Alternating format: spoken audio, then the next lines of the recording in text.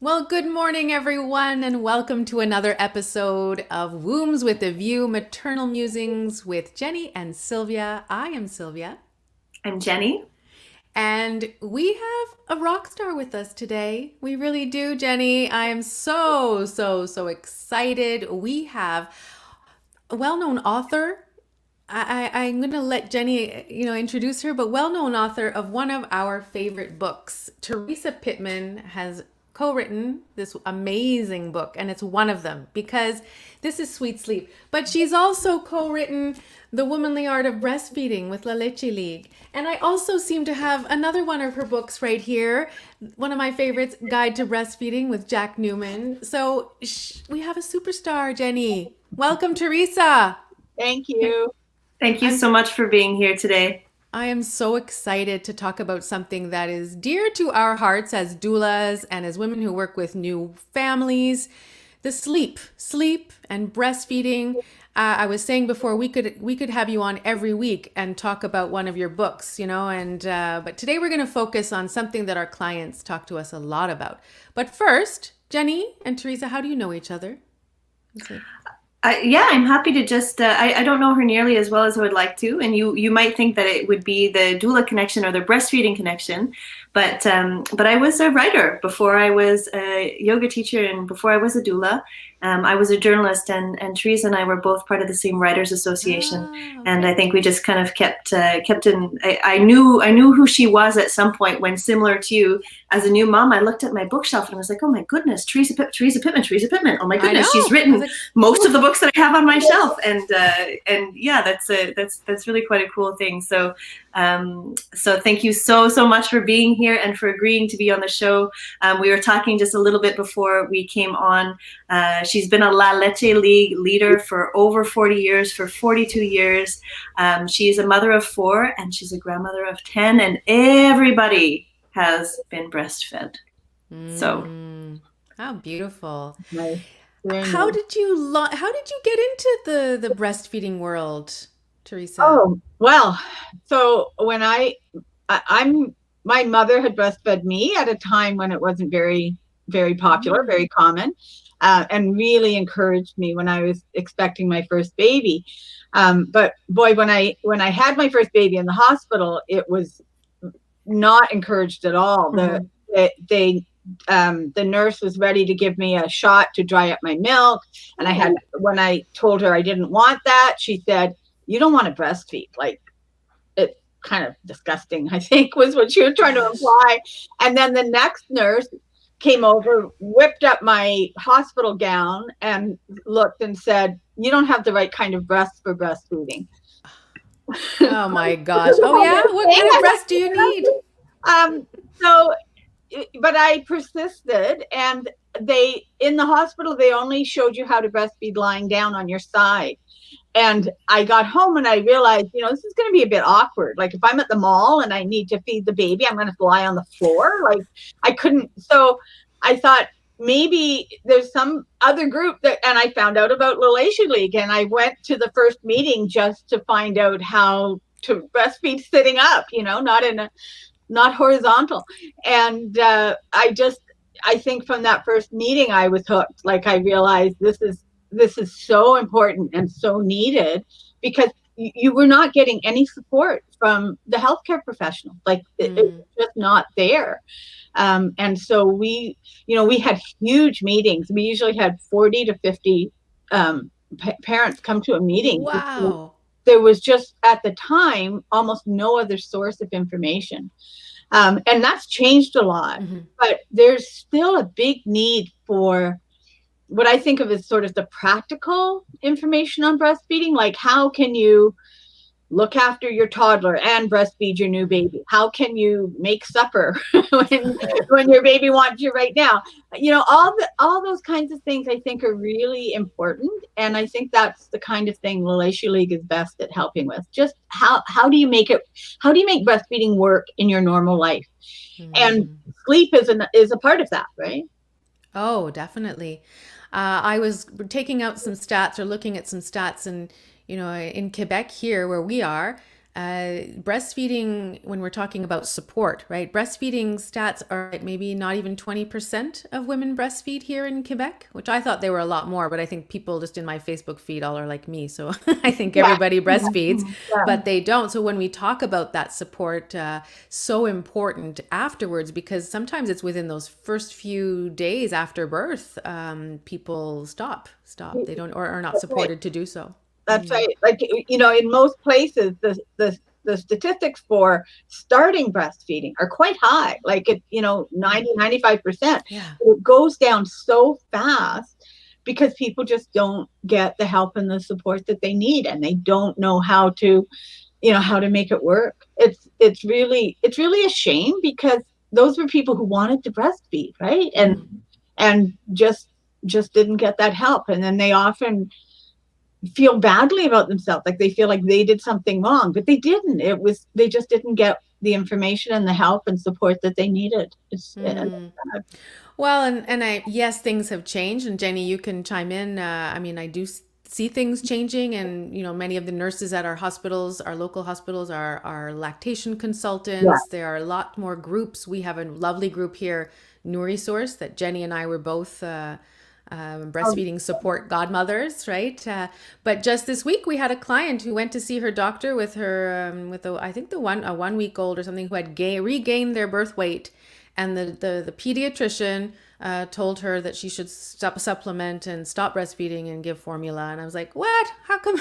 Why? The baby in 1 week and I was like, so we come up against these frustrating lack of knowledge. Lack of knowledge. I know we're not yet on our bed sharing topic, but the lack of knowledge.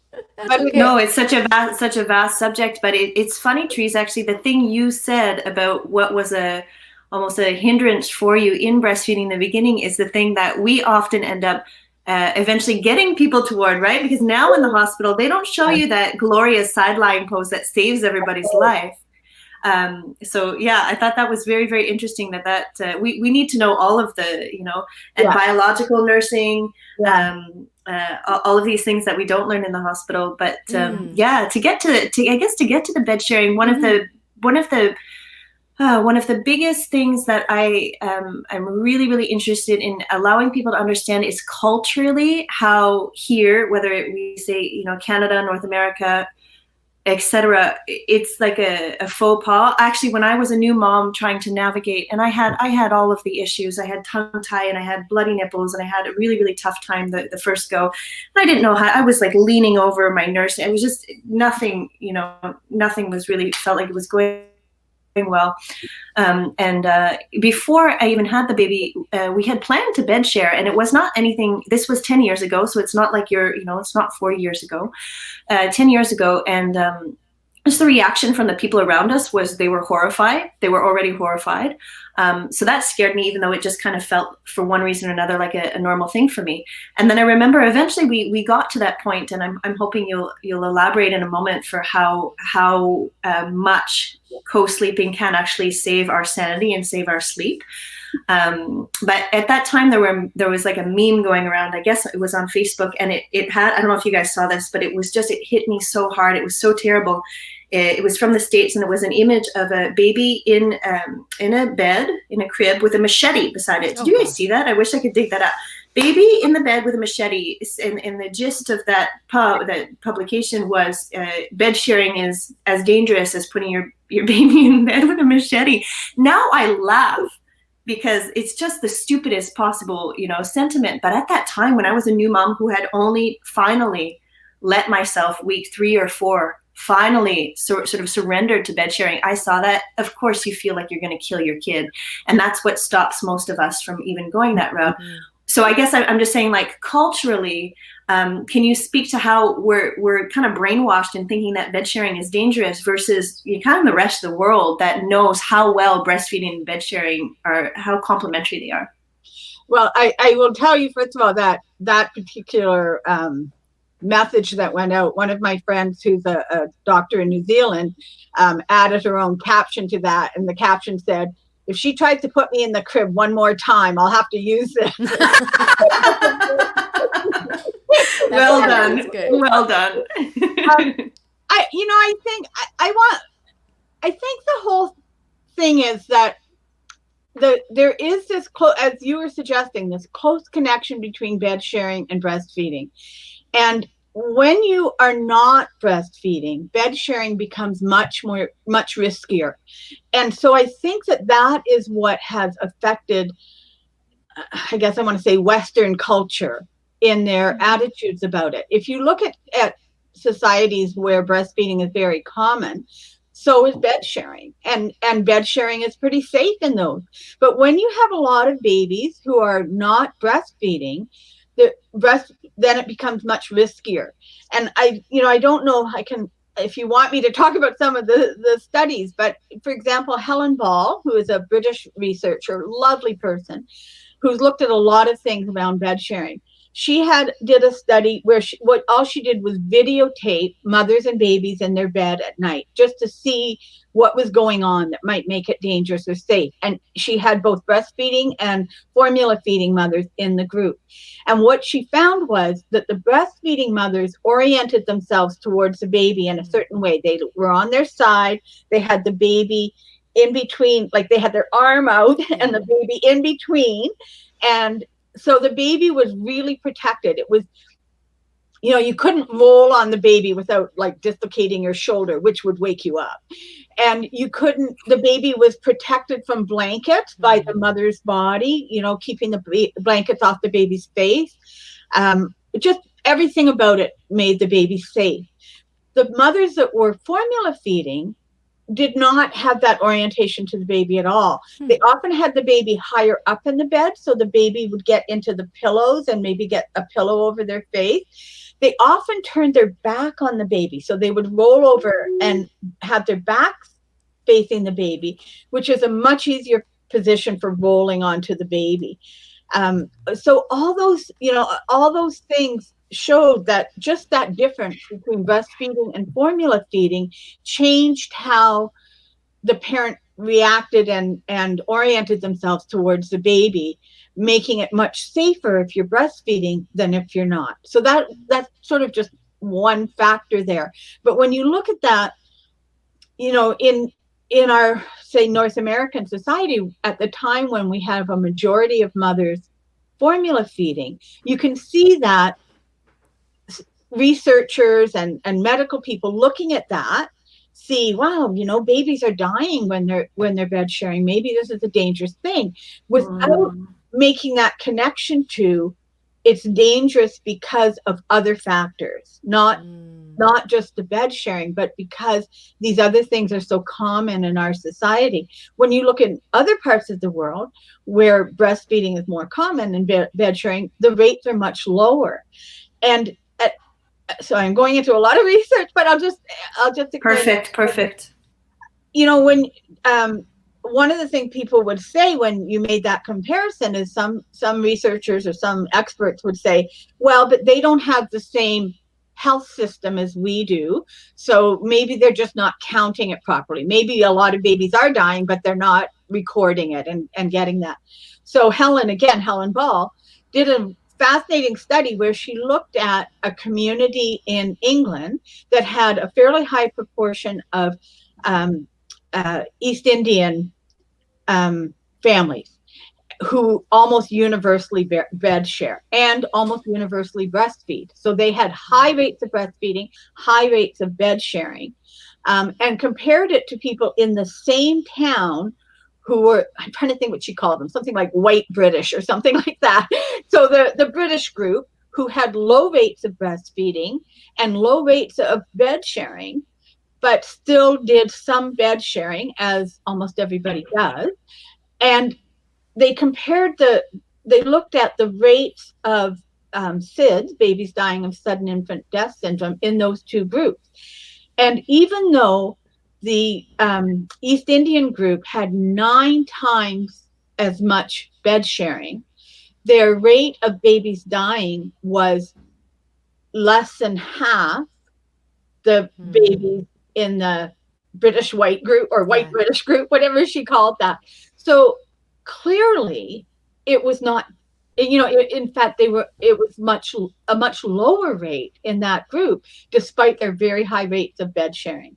So that was in one town. So you have the same doctors, the same coroner, the same medical system. So you can't blame it on differences from that.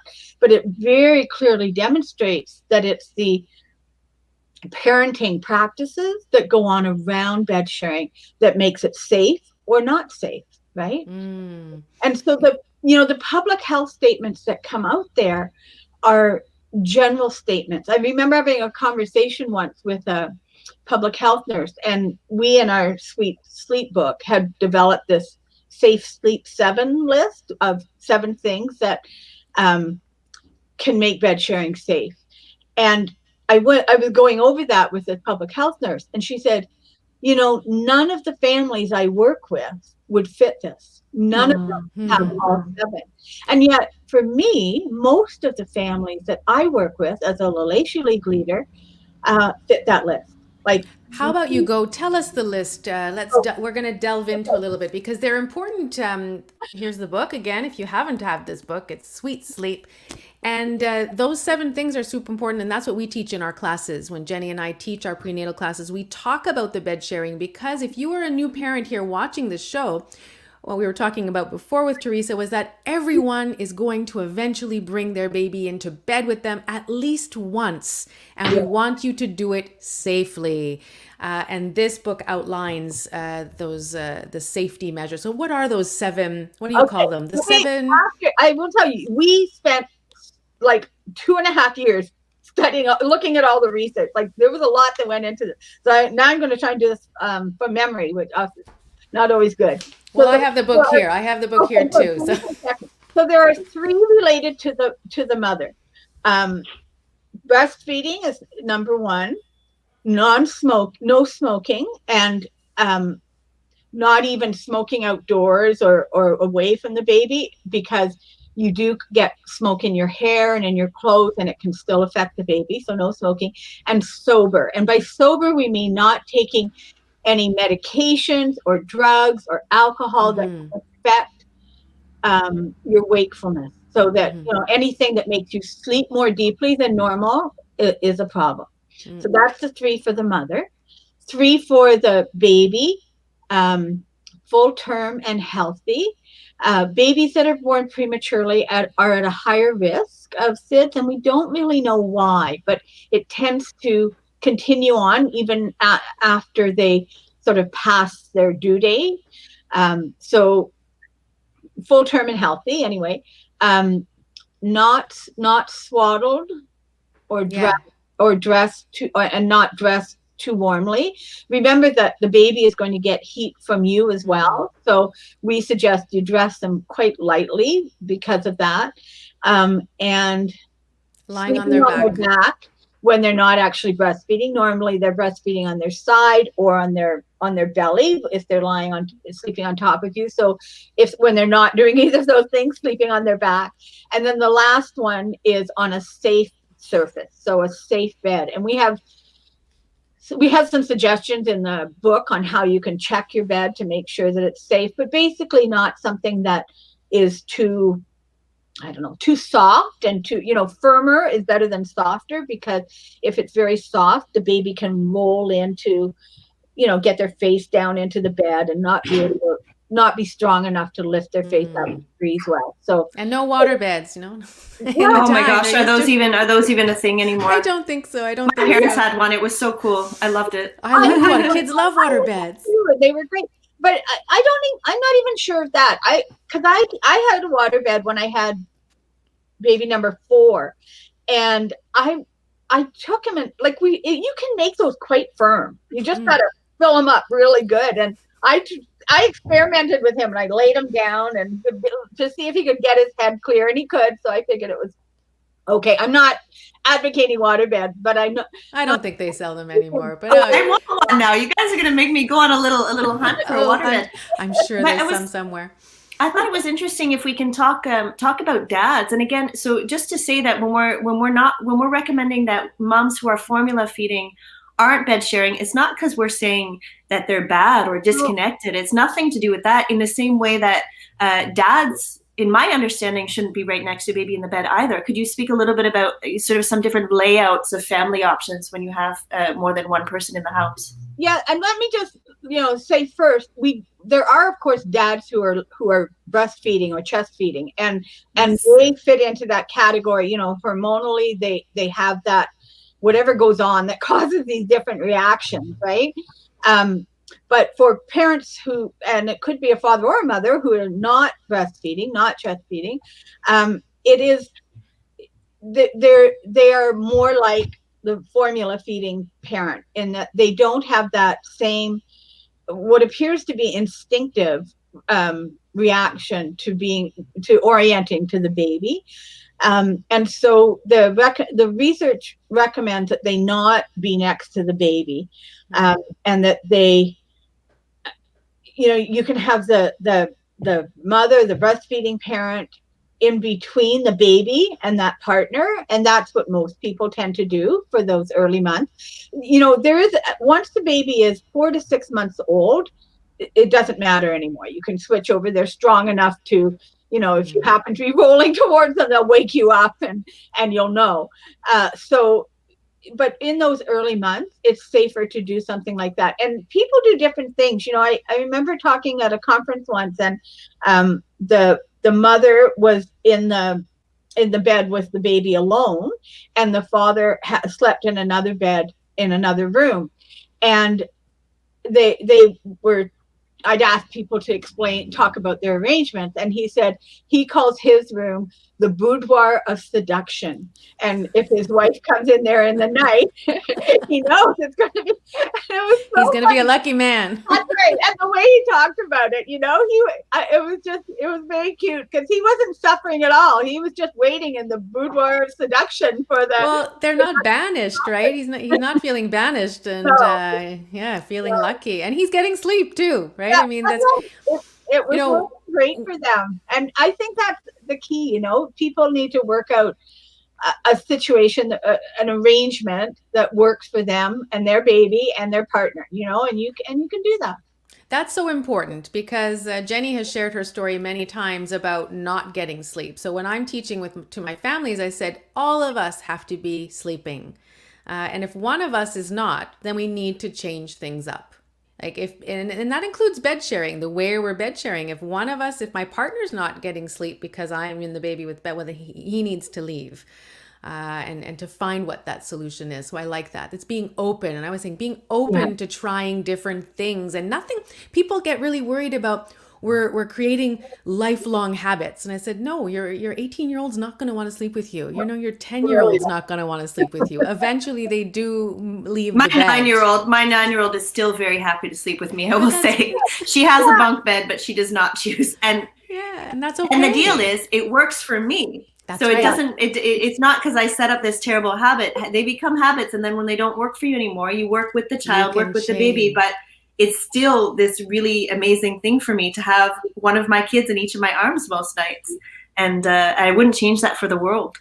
And, I think about, my kids are all obviously grown up now. But I remember Lisa one night when she was 16 coming home from a date. And I was in bed sleeping or trying to sleep, and she came in and she said, "Can I sleep with you?" And I was like, okay.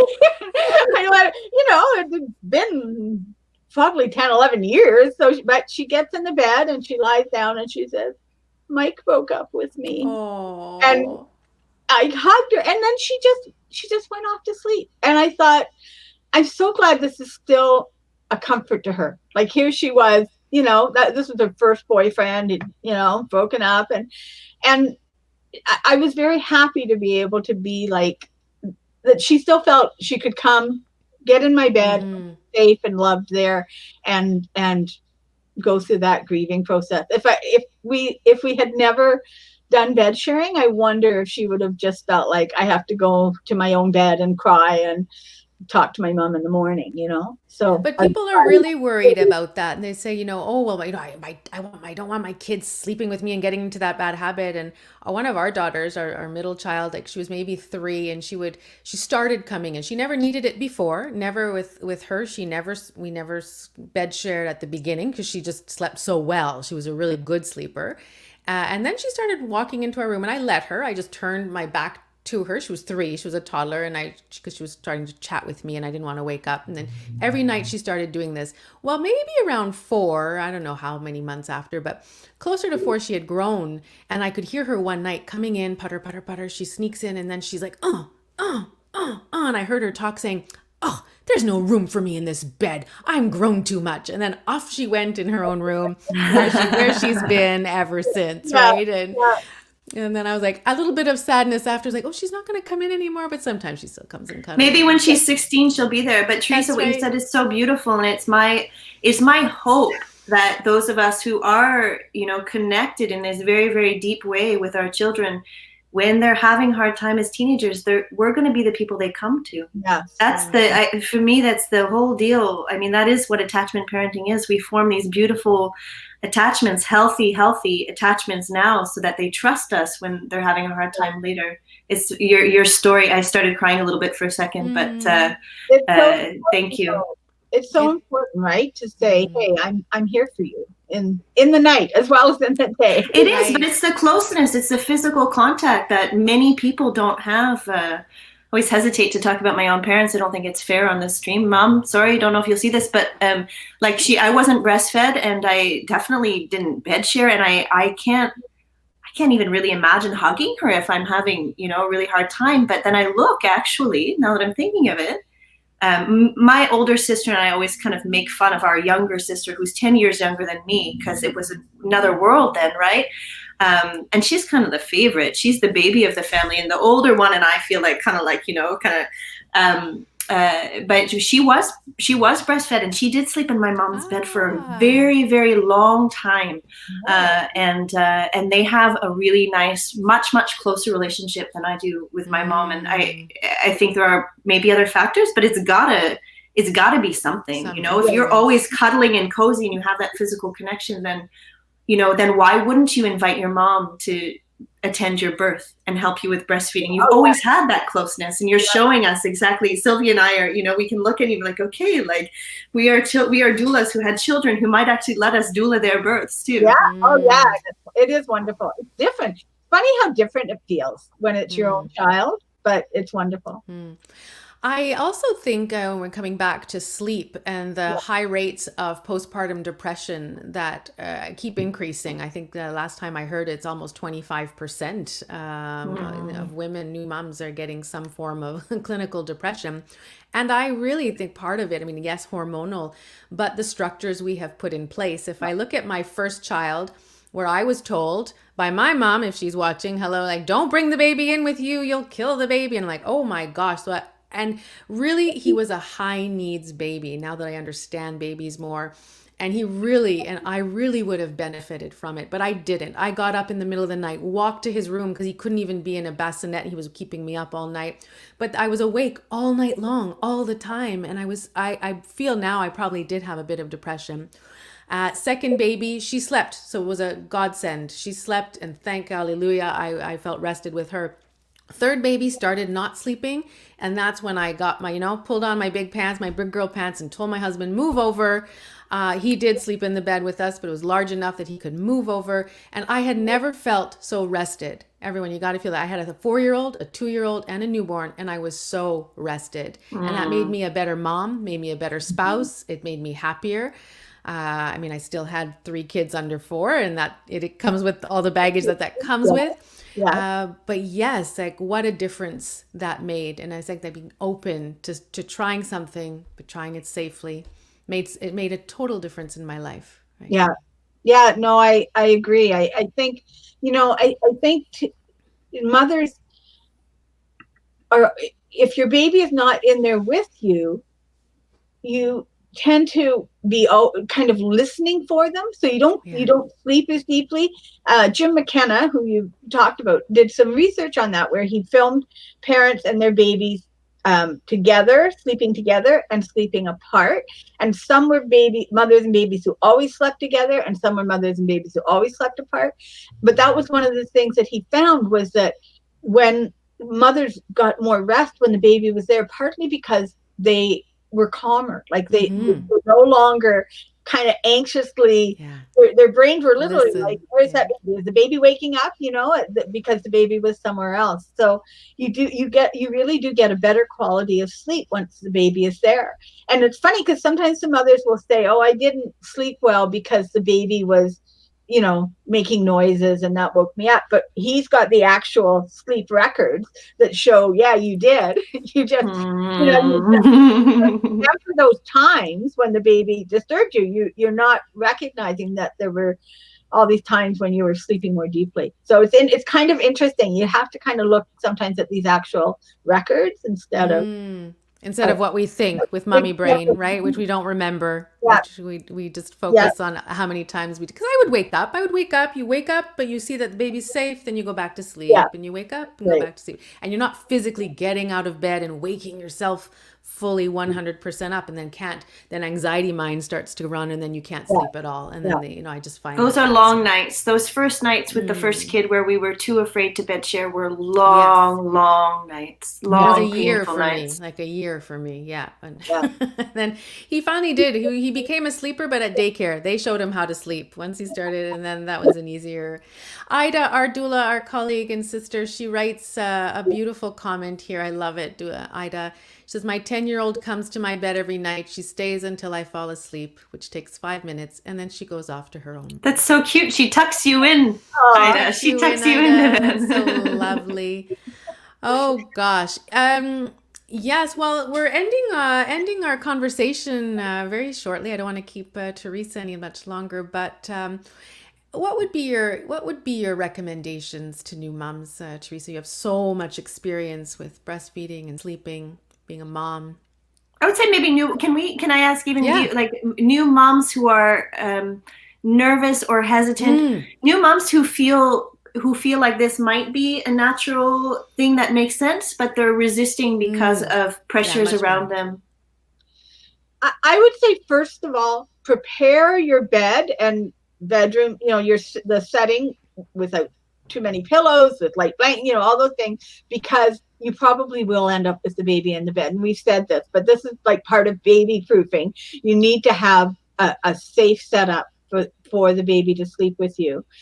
And secondly, I would say, try it. Look at the Safe Sleep 7. If you have all those things, just try bringing the baby in the bed with you and see how you like it, because there are some people who don't like it, and I don't, there may be reasons, and then I would just say have the baby as close to you as possible. We know that is protective to have the baby next to the bed if it's not in the bed, but just try it. Most people, I find, once they try it, are just like, oh yeah, this is great. I got used to it.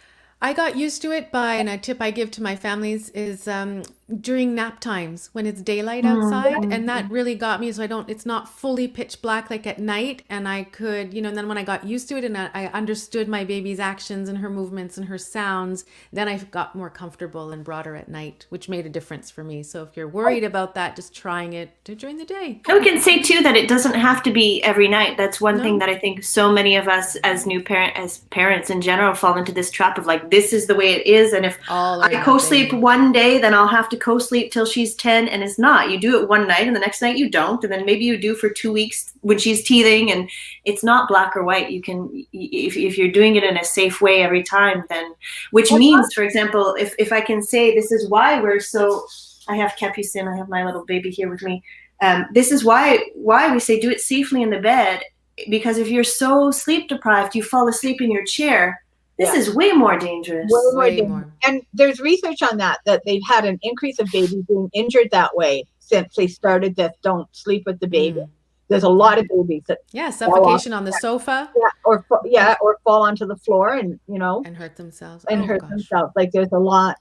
The other thing I was going to say is it's lots of parents who do it different times of the night. So there's a lot of parents who will nurse the baby to sleep initially, put the baby in a bassinet or a crib or something close by, then they and their partner have some alone time for a little while. And then when the baby wakes up again, they bring the baby into bed, feed them, and just leave the baby there. Yeah, I did that for a long time. Yeah. So there's lots of combinations that you can do. But I think just knowing that this, when you talk about getting to know your baby's sounds and movements, those are invaluable things for a mother, right? To just you get this unconscious understanding. I think Jim McKenna has talked about that too, in that you can see that before the baby cries or anything, the mother's asleep, but the baby starts to move and stir, and the mother kind of halfway wakes up and responds and like adjusts the baby or latches the baby on or something, and then just goes back. Like it's a recognizing the baby's cues on an unconscious level, like when you're actually asleep, and yet you just get into this really nice cycle. And so you're not woken up out of a deep sleep by a baby crying. You're just constantly adjusting your own cycle and sleep cycle in response to what the baby's doing. And that's it makes all of parenting easier, right? Because you become more tuned into your baby, and that you're not constantly trying to figure out what to do. You just kind of know what it needs without inwards. Yeah, exactly. It's so lovely. I mean, it's science, but it doesn't feel like science when you're doing it. It just feels like somehow I just know what an inner knowing. Yeah. Yes. Yeah. Well, thank you so much, Teresa. Thank you so much for your wise words. We will definitely have you on again. It's been such an honor. Great. If you are wanting to learn more about breastfeeding and sleep, this is the name of the book. It's written on the screen here. Sweet Sleep, Nighttime and Naptime Strategies for the Breastfeeding Family. It's been an honor to listen to you, and thank you for your wise words. Thank you. It's been really fun. I always love to talk about breastfeeding, sleep, babies, all of that. So do we. Thank you for joining us. Thank you for being there. Thank you. As always, if you want some extra information, join us on in our prenatal classes at rockthecradle.ca. If you want to join mommy groups, have massage, take some yoga classes, get in tune with you and your baby, pregnant or afterwards, jennybyoga.com. We're here every Wednesday at 11:30 to bring you interesting topics and wonderful guests like today's guest. And we'll catch you next week. Bye, Thank everyone. You. Bye-bye. Bye. Bye.